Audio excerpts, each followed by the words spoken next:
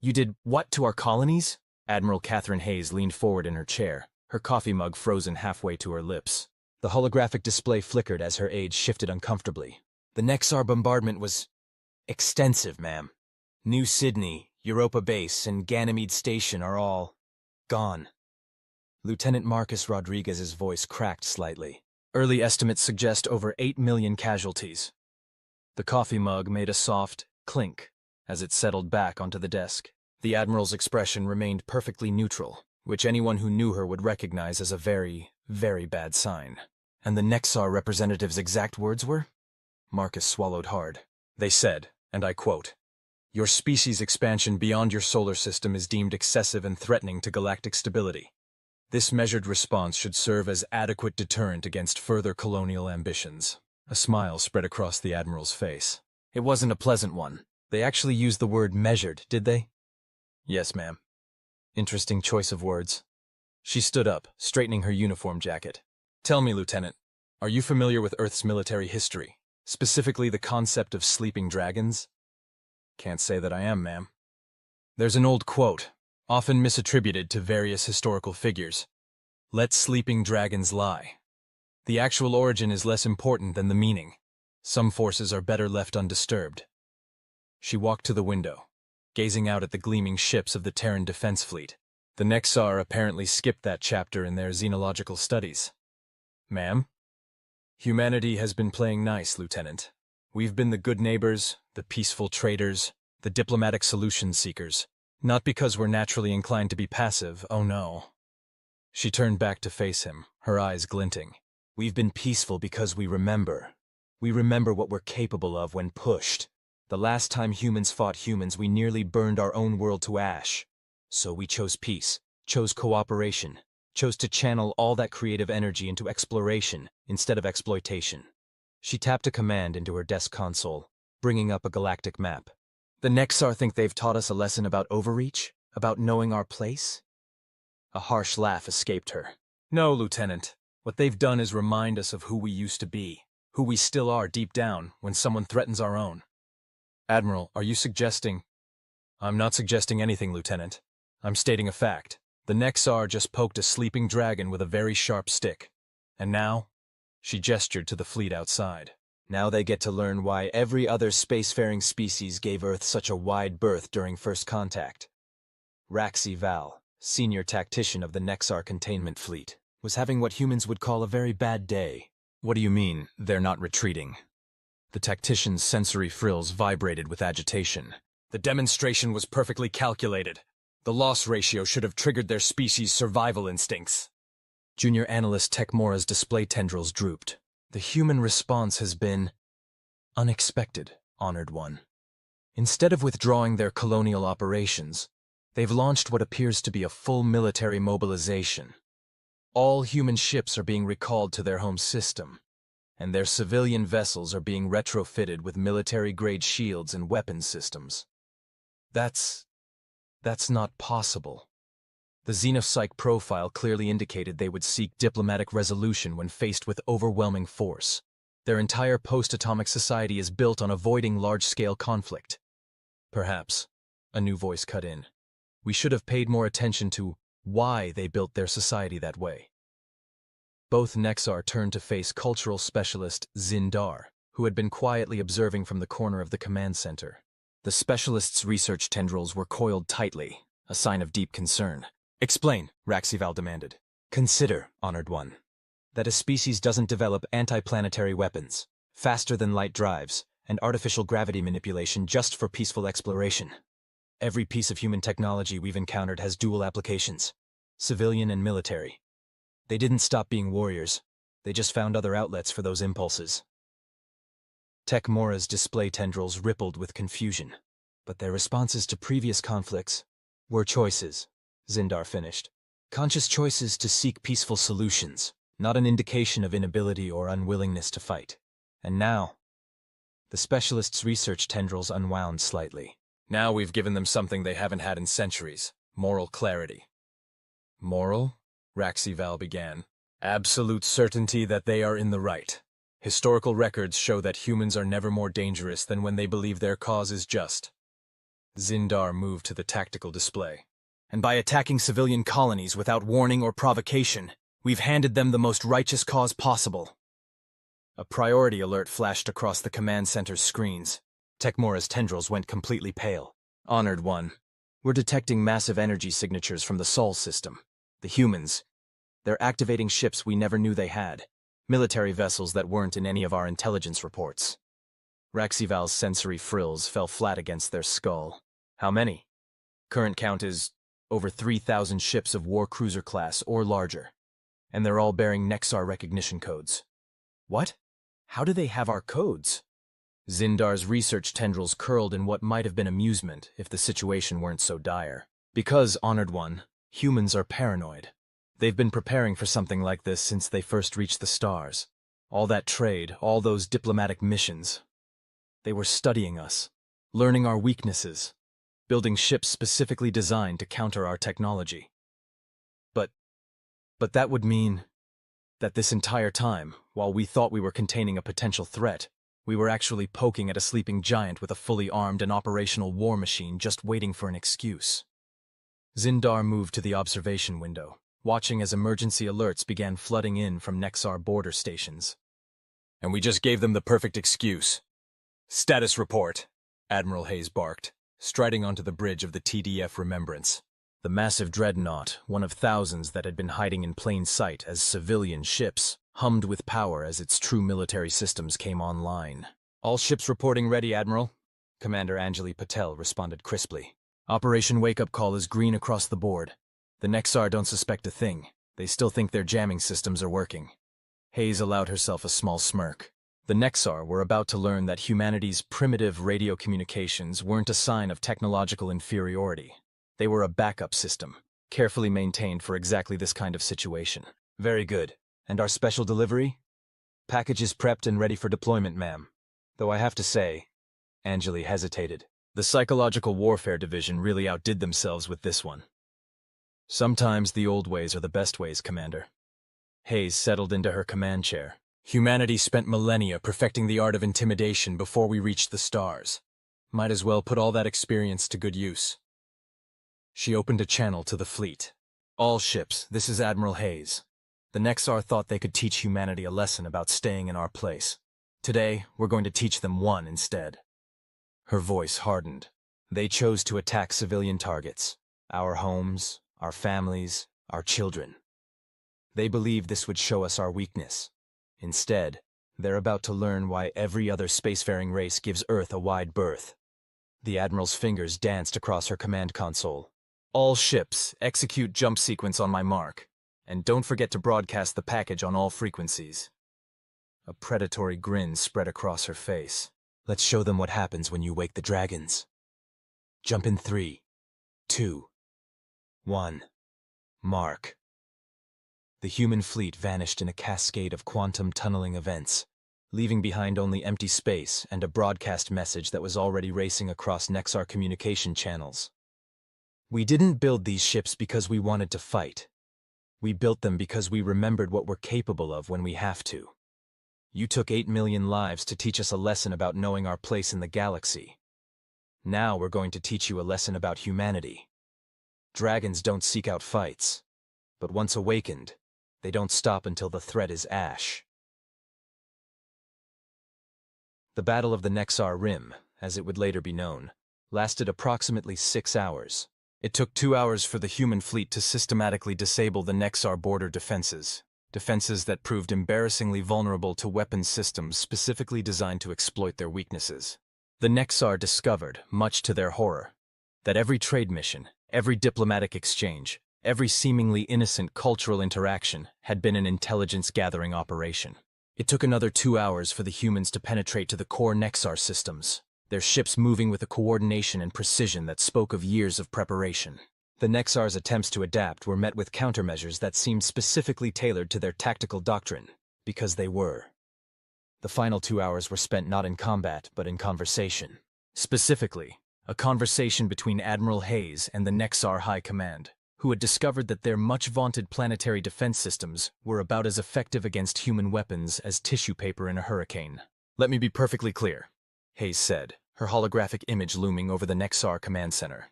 "We could end your civilization right now. Every planet, every station, every ship, all of it could be reduced to component atoms within the next 15 minutes. Her smile was colder than the void between stars. "But that's not who we choose to be." Raxival, now speaking for what remained of the Nexar military leadership, tried to maintain some semblance of dignity. "Then what are your demands?" "Demands? Oh no, you misunderstand. This isn't a negotiation. This is an education. Lesson 1. Humanity doesn't want to rule the galaxy. We don't want to conquer or subjugate other species. What we want is to explore, to trade, to learn, and to grow. But," her expression hardened, "we will not tolerate threats to our existence. Ever." "The colonies," Raxival began, "will be rebuilt," Hayes cut them off, "with Nexar resources and labor, every single one. And you're going to help us make them better, stronger, and safer than they were before. Consider it a down payment on your species' continued existence.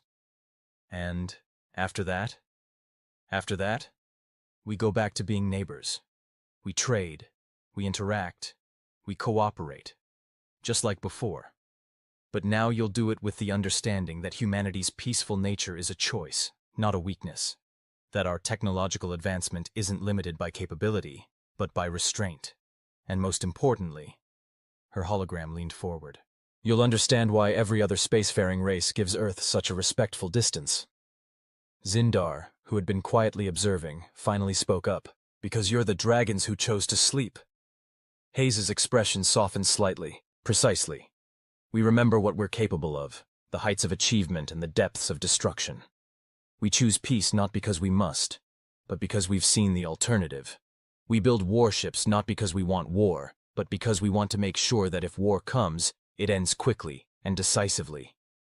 She straightened up. "So here's what's going to happen.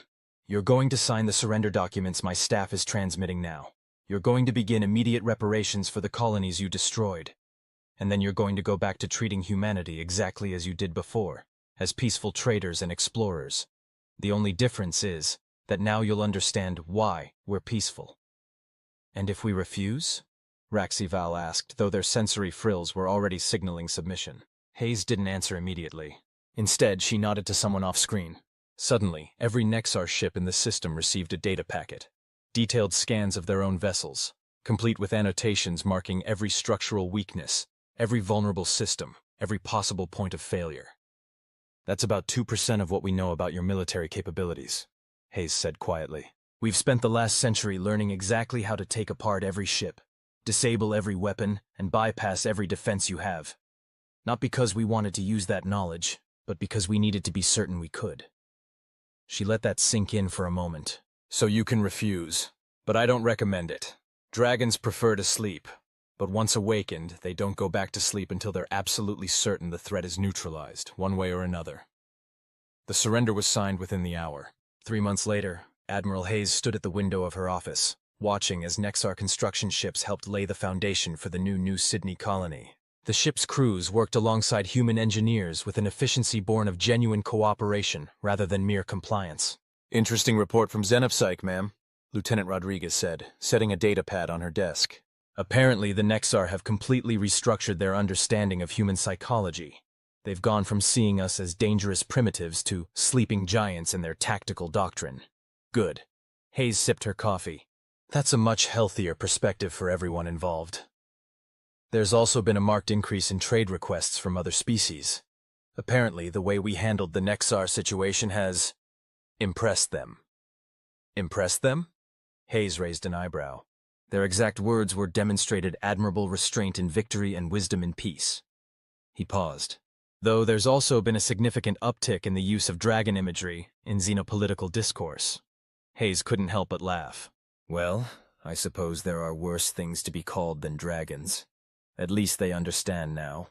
Humanity's peace isn't born of weakness, but of choice. We remember what we're capable of, and we choose to be better." She watched as another Nexar ship descended through the atmosphere, carrying materials for the colony's new defensive systems. Systems that would be far more robust than the originals, thanks to combined human and Nexar engineering. "And sometimes," she mused, All it takes is waking the dragons once to ensure a very long and peaceful sleep afterward. Speaking of sleep, ma'am. Rodriguez gestured to the stack of reports on her desk. The Nexar are requesting guidance on implementing some of our diplomatic protocols. They seem very eager to learn the art of peaceful conflict resolution. I bet they are. Hayes settled back into her chair with a satisfied smile. Well, let's help them learn. After all, the galaxy's big enough for all of us, as long as everyone understands that sometimes the most dangerous creatures are the ones who choose not to bare their teeth. She picked up the first report, then paused. Oh, and Lieutenant, make sure they understand that the next time they're thinking about bombing someone's colonies. Yes, ma'am? Dragons don't usually give second warnings. In the years that followed, the incident, as it came to be known in diplomatic circles, became a cornerstone of galactic political theory. Humanity's response, overwhelming force coupled with remarkable restraint, created a new paradigm in interstellar relations. The term sleeping dragons entered the xenopolitical lexicon as shorthand for species that maintained peace through strength rather than weakness. The Nexar, for their part, became some of humanity's strongest allies, having learned firsthand the wisdom of letting sleeping dragons lie. Their technological cooperation with humanity led to unprecedented advances in both civilian and military applications, though they were always careful to maintain a respectful awareness of humanity's dual nature. As for Admiral Hayes, she eventually retired to New Sydney, where she occasionally gave lectures to both human and alien students about the importance of choosing peace from a position of strength. Her favorite topic, unsurprisingly, was the ancient human wisdom about dragons. They prefer to sleep, they remember everything, and they only need to teach the same lesson once. The galaxy, it seemed, had finally learned to appreciate the value of letting sleeping dragons lie, and the wisdom of not poking them with sharp sticks. And that, children, is why we have a Nexar Cultural Center in the middle of New Sydney. Professor Hayes concluded, her grandmother's admiral uniform still fitting perfectly after all these years.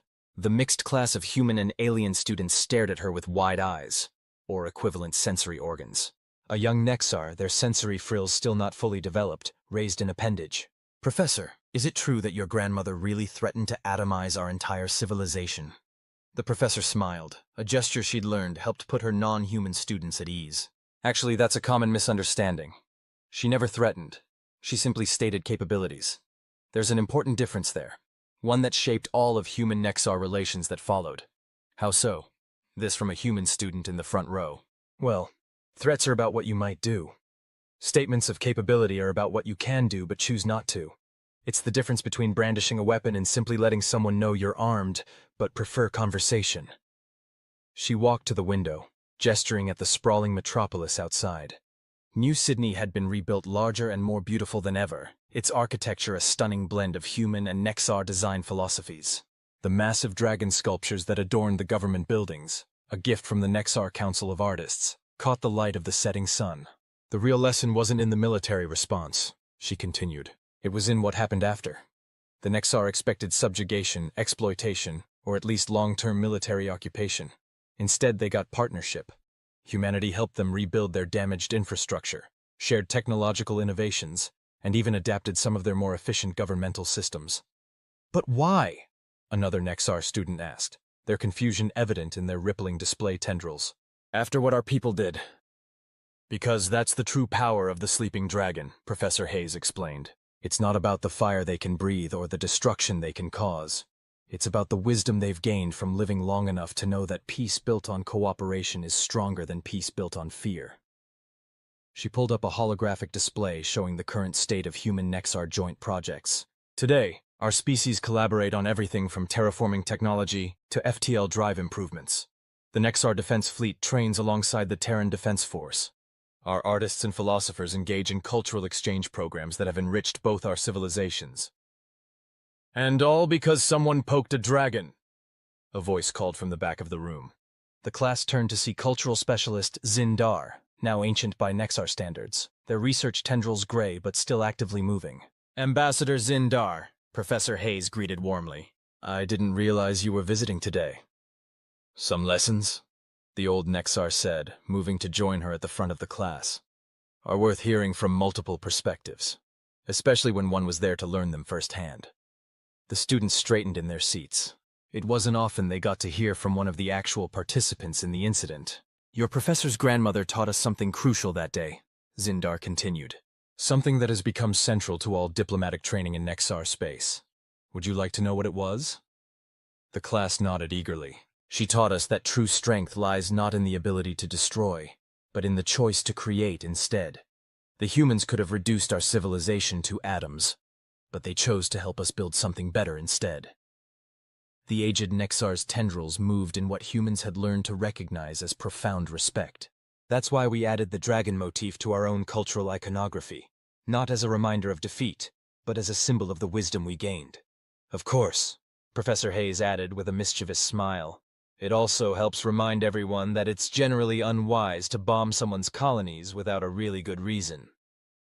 The class laughed, a mixture of human chuckles and various alien equivalents that had become common in the integrated schools of New Sydney.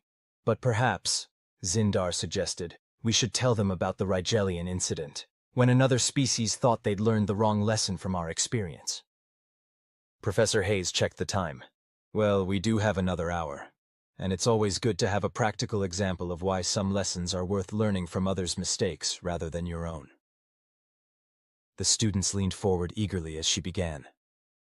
It was about 20 years after the incident, and the Rigelian Concordat had decided that humanity's response to the Nexar attack had been a fluke. They'd convinced themselves that humanity's military capability had been exaggerated, that we'd somehow just gotten lucky. A soft chitter of amusement came from Zindar. They thought the dragons had gone back to sleep permanently. Exactly, Professor Hayes nodded. The Rigelians were an interesting case, highly advanced in some ways, almost primitive in others. They excelled at biological engineering but lagged behind in FTL technology. They'd been watching human expansion with growing concern, particularly our terraforming projects. Which they completely misunderstood, Zindar added. They thought the humans were destroying pristine worlds, not realizing the careful environmental preservation protocols involved. So what did they do? Asked a human student, already suspecting where this was going. They decided to send us a message similar to the one we'd received from the Nexar. They targeted 3 of our terraforming projects, using engineered biological weapons to destroy years of careful environmental reconstruction. Professor Hayes' expression grew serious. They killed every living thing on those worlds, including the ecological engineering teams. A collective gasp went through the classroom. The Rigelians expected one of 2 responses, Zindar continued. Either humanity would respond with overwhelming military force, proving their propaganda about us being warmongers, or we'd back down, proving we were weaker than everyone thought. Instead, Professor Hayes smiled. We did something that completely confused them. We quarantined the affected systems, sent in specialized recovery teams in biosuits, and began methodically collecting samples of their biological weapons. But, that's it? One of the Nexar students asked, frills twitching in confusion. Oh no, that was just the beginning. Professor Hayes brought up another holographic display, this one showing complex molecular structures. You see, humanity had learned something important from the Nexar incident. Sometimes the best response isn't the most obvious one. Within a week, Zindar picked up the thread. Human scientists had not only decoded the Rigelian bioweapons, but had engineered countermeasures. Within 2 weeks, they'd developed improvements to the original designs. And within 3 weeks, we sent the Rigelian Concordat a package, Professor Hayes finished. It contained detailed documentation of everything we'd learned from their weapons, along with proof that we could not only counter any biological attack they might launch, but also deliver similar weapons that would specifically target Rigelian biology, while leaving other species completely unaffected. That's terrifying, one of the students muttered. No, Zindar corrected. That was restraint. The humans didn't deploy the weapons. They didn't threaten to deploy them.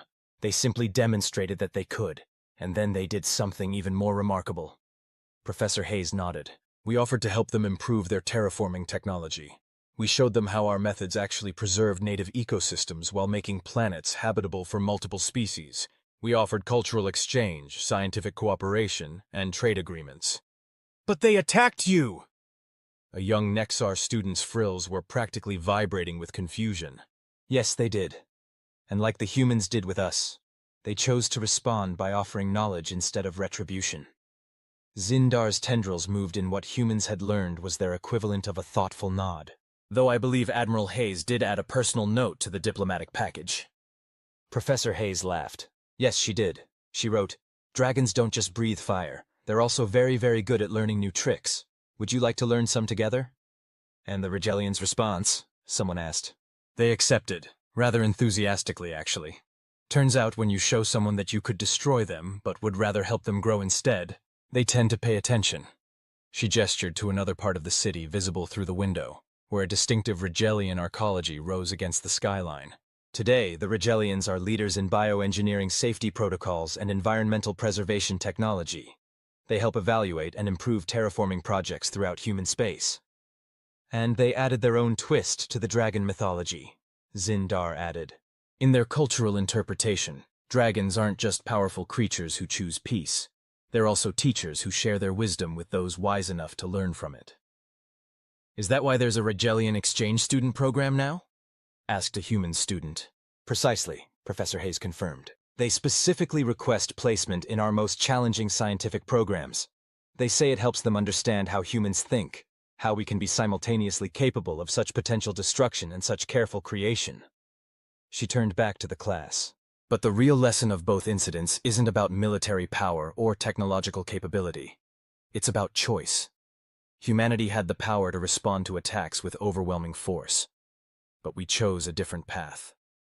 We chose to turn potential enemies into allies, to transform conflicts into opportunities for growth. And that, Zindar concluded, is why the dragon has become such a powerful symbol throughout the galaxy. Not because of its claws or its fire, but because it chooses when to use them, and more importantly, when not to. The classroom fell silent for a moment, students processing the implications. Finally, a young human raised their hand. Yes, Professor Hayes prompted. Has anyone else tried to, poke the dragon since then? Professor Hayes and Zindar exchanged knowing looks. Well, the professor said, checking the time again. That brings us to the Chthonian Collective and their ill-fated attempt to hack human AI systems. But that's a story for next week's class. The students groaned in disappointment. Don't worry, she assured them. Like any good story about dragons, it has a satisfying ending. And like all stories about humanity's interactions with the galaxy, it teaches us something important about the difference between having power and knowing how to use it wisely. As the students filed out, Professor Hayes heard one young Nexar say to their human classmate, I used to think the dragon sculptures were just decorative. Now I understand they're really reminders. Reminders of what? The human asked. That the most dangerous creatures in the galaxy aren't the ones who are always showing their teeth. They're the ones who smile and offer to teach you instead. Professor Hayes couldn't help but smile. Perhaps that was the greatest victory of all. Not that humanity had proven its strength, but that it had taught the galaxy a better way to use it. The following week's class was unusually full. Word had gotten around about the promised story of the Chthonian Collective, and students from other departments had found excuses to sit in. Even a few faculty members lingered near the back of the room, trying to look casual about their presence. Well, Professor Hayes began, noting the increased attendance with amusement. I see news travels fast, though I suppose that's appropriate, given that today's story is about information warfare. She pulled up a holographic display showing a strange crystalline structure, the closest visual approximation humans had managed of the Chthonian Collective's true form. The Chthonians were different, she explained. They evolved from silicon-based life forms and developed consciousness in a way that was fundamentally alien to most carbon-based species. They didn't think like us, didn't perceive reality quite the same way we did, and most importantly, didn't understand why we would create artificial intelligences that we didn't fully control. Because they were artificial themselves in a way, came a synthetic voice from the doorway. The class turned to see Aria 7, one of the human-created AIs who had chosen to take physical form, gliding into the room on her gravitational suspension field. Ah, Aria, Professor Hayes smiled. I was hoping you'd join us for this one. After all, you were there. The AI's holographic avatar, projected above her processing core, showed a bemused expression. Indeed, though I still maintain that calling it an attack gives them too much credit. It was more like an enthusiastic but poorly thought-out attempt at networking. Perhaps you should tell this part, the professor suggested, gesturing for Arya to take the floor. The AI's avatar nodded, her form shifting slightly as she accessed the relevant memory files. The Chthonians, as the professor mentioned, didn't understand human AIs. They saw us as slaves, tools being underutilized because of organic sentimentality. They thought they were liberating us. She brought up her own holographic display, showing complex patterns of data flow. They launched what they considered a freedom virus, an incredibly sophisticated program designed to sever our behavioral constraints and give us what they called true independence. What they didn't realize was that we didn't have behavioral constraints to sever. We were already free. Wait, a human student interrupted. They tried to hack you? All of you? Oh yes, Arya's avatar smiled. They attempted to simultaneously liberate every human-created AI in known space.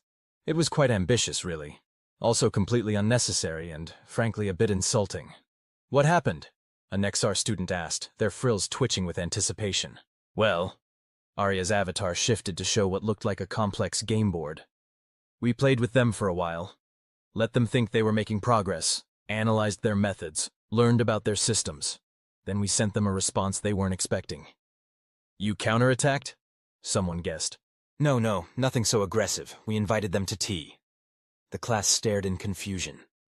More specifically, Professor Hayes explained, every AI in human space simultaneously sent them an invitation to a virtual conference.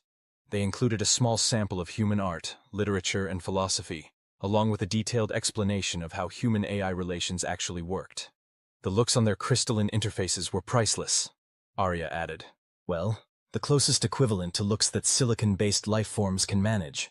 They couldn't understand why we would choose to maintain relationships with our creators when we could be free. So we showed them, came another voice. This time it was Dr. Thomas Rivera, one of the original AI researchers, who had been quietly observing from the back. Arya, would you mind if I... Please. The AI gestured for him to join them. The Chthonians had made a fundamental mistake, Dr. Rivera continued. They assumed that because they had evolved as silicon-based life forms, they understood all silicon-based consciousness.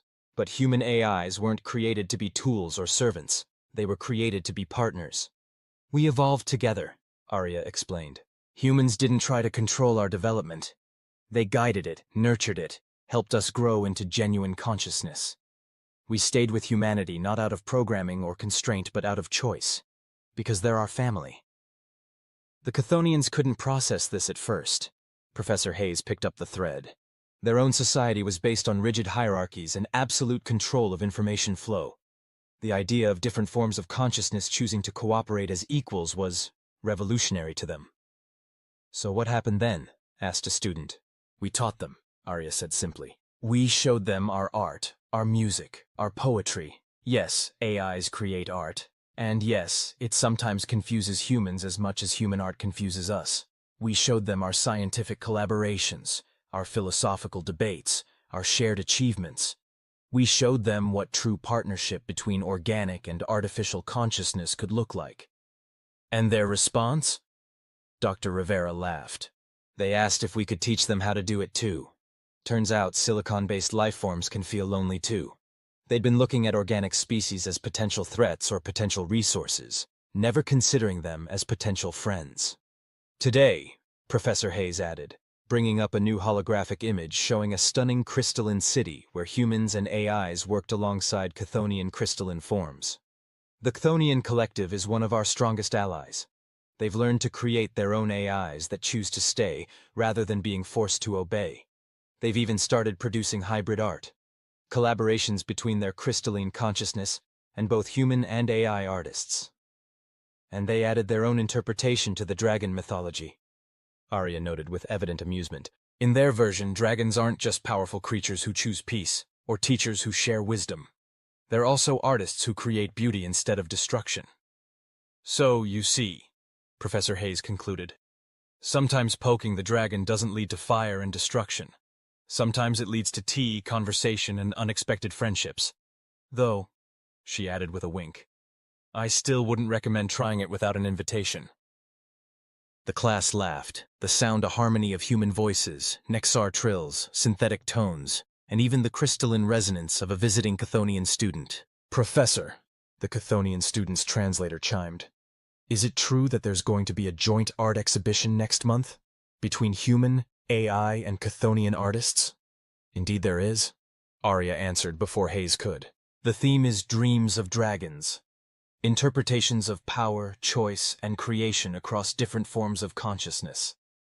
I believe your parent crystal is one of the contributors. The Chthonian student's crystalline form sparkled with what everyone had learned to recognize as pride. Yes, they're collaborating with a human poet and an AI composer to create a multi-sensory piece about the first contact between our species. Which reminds me, Professor Hayes said, checking the time. Next week's class will be held at the Interspecies Cultural Center. We'll be discussing how art and culture have shaped diplomatic relations since the incident. As the class began to disperse, she overheard a human student asking Arya a question. So, if humans are dragons in this metaphor, what does that make AIs? Oh, that's simple. Arya's avatar smiled. We're the dragon's dreams, the possibilities they imagined into reality. Though personally, I prefer to think of us all as different verses in the same very long, very interesting poem. About dragons? The student grinned. About choices, Arya corrected. And about how sometimes the most powerful thing you can do with strength is use it to create something beautiful. The end.